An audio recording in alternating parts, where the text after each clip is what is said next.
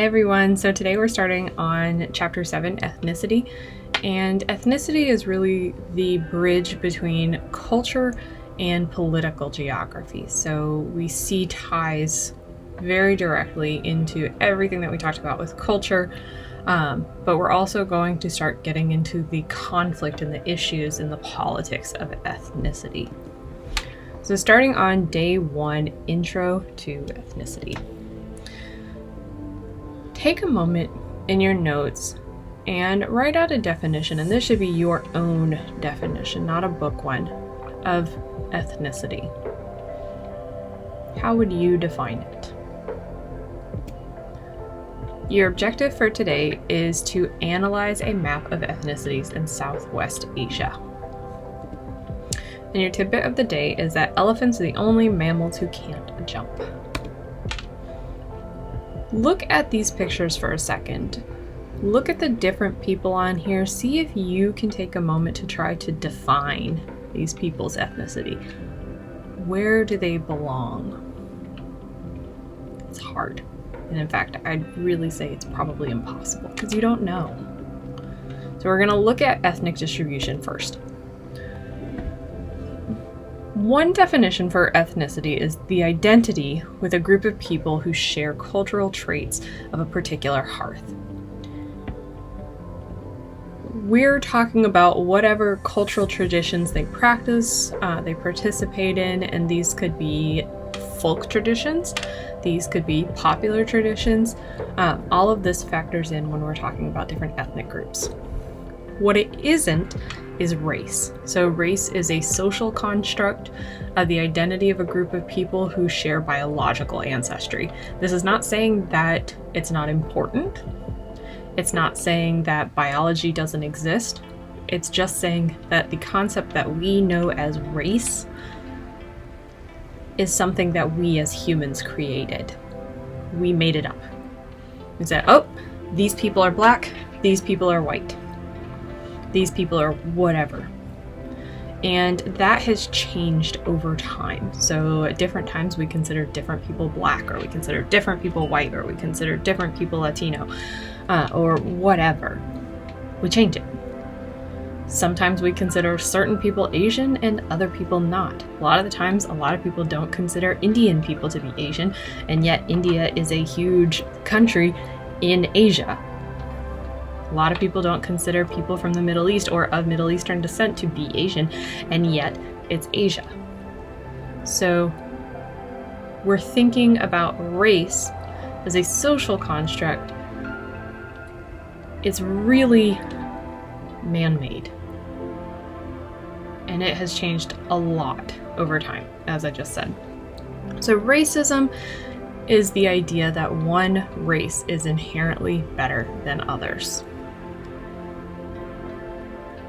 We see this in different ways. It's important to remember that racism isn't just people running around in white robes and hoods saying that black people are stupid and all black people should die.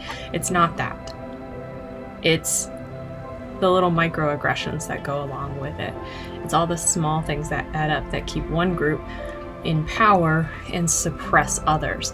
It's the things that say, well, these people, they can't help it. They're just not as smart as this other group of people. They're lazier than this other group of people. Those things are racism. The jokes are racism. Qualifying yourself because you have that one token friend is racism. And we have to learn to get past those things. Okay, so I'm going to post a link for all the videos in the under the video. They'll also be in Google Classroom, so check those out. I'm not going to play them on here. But this video kind of explains what's meant by the myth of race. She's, again, not saying race doesn't exist. She's not saying biology doesn't exist. She's saying the concept of race itself is totally man-made. So I want you to take a moment in your notes and discuss racial versus ethnic discrimination in the US. So think about those words we just defined. Race versus ethnicity. And thinking about how each of those directly relates to discrimination, or directly is discriminated against. and write down 2 examples of each in your notes. So in the United States, we define, or we look at ethnicity in a number of places and in a number of ways.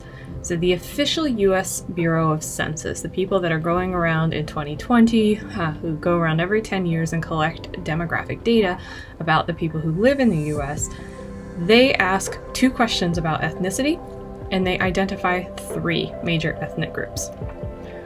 So the first one, Asian American, second, African American, third, Hispanic. And essentially what you will see in those 2 questions, the first one says to check the box next to one or more of the following 15 categories. So you pick which one you identify with, and you got white, black or African American or Negro, American Indian or Alaska Native, Asian, Indian, Chinese, Filipino, Japanese, Korean, Vietnamese, other Asian, Native Hawaiian, Guamanian or Chamorro, Samoan, other Pacific Islander, or other race. Think about if how you identify is not on there. And for most of us, we're on there. But some of us aren't. And how does it feel if you're not there? How does it feel to have to fall into that other category? Or if you do fall on here, do you feel like that defines you? Is it a good measure? Okay. Then your second one is respond yes or no to being of Hispanic, Latino, or Spanish origin. So you pick your answer. If yes, you pick one of these categories. So Mexican, Mexican American, or Chicano, Puerto Rican, Cuban, or another Hispanic, Latino, or Spanish origin. Where do you fit? Again, gonna post this one in Google Classroom and in underneath the video. So take a moment, discuss in your notes. Pause the video here, discuss this in your notes. Do you identify more with your race or with your ethnicity? And again, thinking about that presumption of our shared biology, or essentially what our skin looks like, or our cultural traditions. And then what would you identify as your main ethnicity?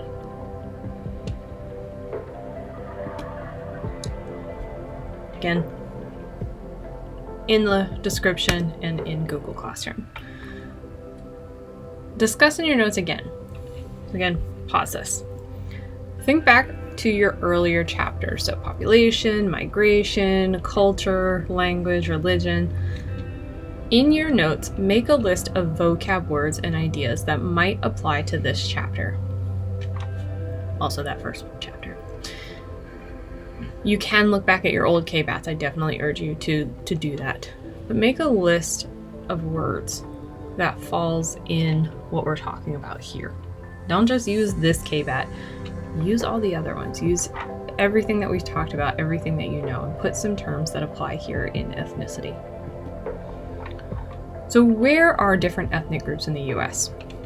Well, first we're looking at Hispanic, Latinx, or otherwise Spanish origin. Largely we see people of this ethnic group distributed in Arizona, in California, in New Mexico, in Texas, those border states. And when we look at particular cities, Los Angeles really stands out. We're gonna see people of Latinx origin in a lot of the cities here, because remember, most people live in cities, or at least about half people live in cities. We're on border states. We're going to see huge populations, but Los Angeles, second biggest city in the US, and we are going to see a lot of Hispanic and Latinx people here. For African Americans or Black Americans, we see a lot in the Southeast. So Alabama, Georgia, Louisiana, Maryland, South Carolina, Mississippi. But we also see them in major cities in the north, places like Detroit, New York, Chicago. So we're going to take a minute, look at this chart for 2010, the population by race in Detroit, Michigan. So you have 3 colors shown on here. You have Detroit with the blue, Michigan as a whole with the purpley color, and the United States in the green. Overall, US population, percentage that's white, over 70%. For the state of Michigan, almost 80% of Michigan's population is white. But for Detroit, remember Detroit's in Michigan, we're only looking at about 10% white. This does not add up. This does not make sense. So we have to think about what's going on there. For the Black or African American population in the United States, we're looking at about 12% of total population. Again, 2010. For Michigan, only about 13%. But for Detroit, about 82% of the population is Black or African American. We can see the direct correlation here, but for the most part, this shouldn't make any sense. This should not exist. It should be fairly proportional, and yet it's drastically different. So we can look here and see the American Indian or Alaska Native populations, pretty small overall and basically non-existent in Detroit. This makes sense. Asian, that pretty well makes sense, especially considering Michigan is an interior state, so people tend to stay more towards the coastlines with our Asian populations, just because the migrations tend to be more recent. And again, lots and lots of people live in the cities. So this makes sense. And then other, again, kind of makes sense.